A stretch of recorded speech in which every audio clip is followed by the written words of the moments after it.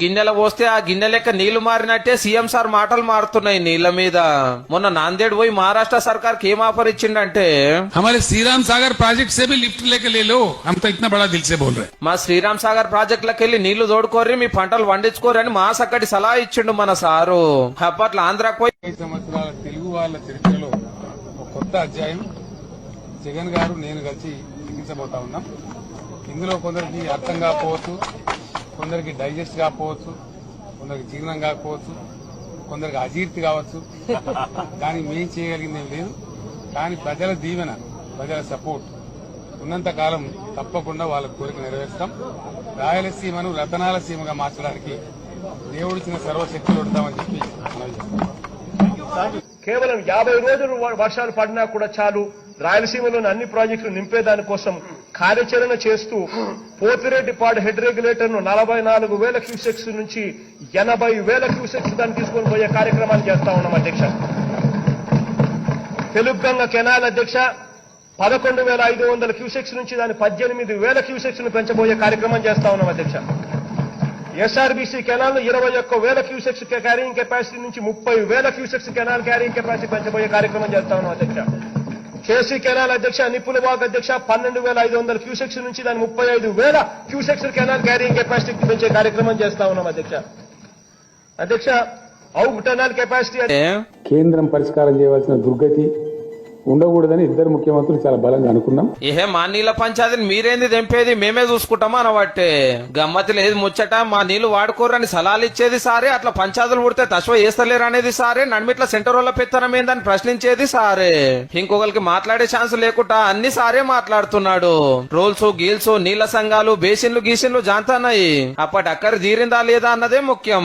ఆంధ్ర మహారాష్ట్ర అయిపోయినాయి. రేపు కర్ణాటక ఛత్తీస్గఢ్ లో బీఆర్ఎస్ మీటింగ్లు పెట్టి కూడా మా ప్రాజెక్టులకి వెళ్ళి ఇట్లా తోడుకోర్రి, మా నీళ్ళు అట్లా మలుపుకోరని కూడా సలహాలు ఇస్తాడేమో.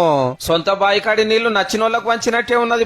తెలంగాణ నుంచి కిందికి వాళ్ళు నీళ్లు వదిలితే తప్ప నుంచి మనకు రాని పరిస్థితి అధ్యక్ష ఇవాళ.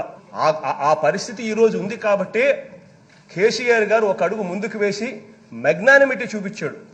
మనకు సంబంధించిన 8 జిల్లాల అధ్యక్ష, రాయలసీమకు సంబంధించిన 4 జిల్లాలు, ప్రకాశం, నెల్లూరు 6 జిల్లాలు, Guntur, Krishna up to West Godavari, Krishna ఆయకట్టుకు సంబంధించి మొత్తం ఆయకట్టే ప్రశ్నార్థకమయ్యే పరిస్థితులు ఉంటాయని చెప్పి ఆయన ఒక అడుగు ముందుకు వేసి, మనం వెళ్లి అడిగిన వెంటనే ఒక అడుగు ముందుకు వేసి తన రాష్ట్రం నుంచి, తన బౌండరీ నుంచి నీళ్లు తీసుకునేదానికి ఒప్పుకున్నారు. తన రాష్ట్రం నుంచి, తన బౌండరీ నుంచి నీళ్లు తీసుకునేదానికి ఒప్పుకున్నారు. జగన్మోహన్ రెడ్డి గారు ముఖ్యమంత్రి ఉన్నప్పుడు ఏ నీళ్ల కోసం తెలంగాణ రాష్ట్రం తెచ్చుకున్నామో, ఏ నీళ్ల కోసం శ్రీకాంతాచారి లాంటి యువకులు, నూనూగు మిసాల యువకులు ఆత్మ బలిదానాలు చేసుకున్నారు. ఆ బలిదానాలతో సాధించుకున్న తెలంగాణలో కృష్ణానది జలాలు రంగారెడ్డి, మహబూబ్ నగర్, అదేవిధంగా నల్గొండ, ఖమ్మం జిల్లాలకు ప్రాజెక్టులకు, భూములకు పారాల్సిన నీళ్లు రాయలసీమ జిల్లాలకు తరలించకపోతుంటే రాయలసీమ లిఫ్ట్ ఇరిగేషన్, అదేవిధంగా ముచ్చుమర్రి లిఫ్ట్ ఇరిగేషన్ నిర్మించుకుంటుంటే ఒక్క రోజైనా నువ్వు అడ్డుకున్నావా? వీరతిలకం దిద్ది జగన్మోహన్ రెడ్డికి పంచపక్ష ప్రమాణాలు పెట్టింది నువ్వు కాదా? ఇవాళ నువ్వు చేసిన పాపం ఇవాళకు మాకు శాపమైంది, ఇవాళ మాకు గురైంది. ఇవాళ తొందరలోనే రాయలసీమ లిఫ్ట్ ఇరిగేషన్ పూర్తి అయితే రోజుకు 10 టీఎంసీలు, ఒక్క నెల రోజులు మన కళ్ళు మూసుకుంటే 300 టీఎంసీలు శ్రీశైలం మొత్తం తరలించకపోవడానికి, మలుపుకపోవడానికి ఇవాళ పునాదులు వేస్తే ఆంధ్రప్రదేశ్ ప్రభుత్వం వీర తిలకం దిద్ది కాంట్రాక్టర్ దగ్గర కమిషన్ల కోసం కక్కుట్టుపడ్డది నువ్వు కాదా చంద్రశేఖరరావు? ఆనాడు సాగునీటి పారుదల శాఖ మంత్రి హరీష్ రావు కాదా అని నేను అడుగుతున్నా.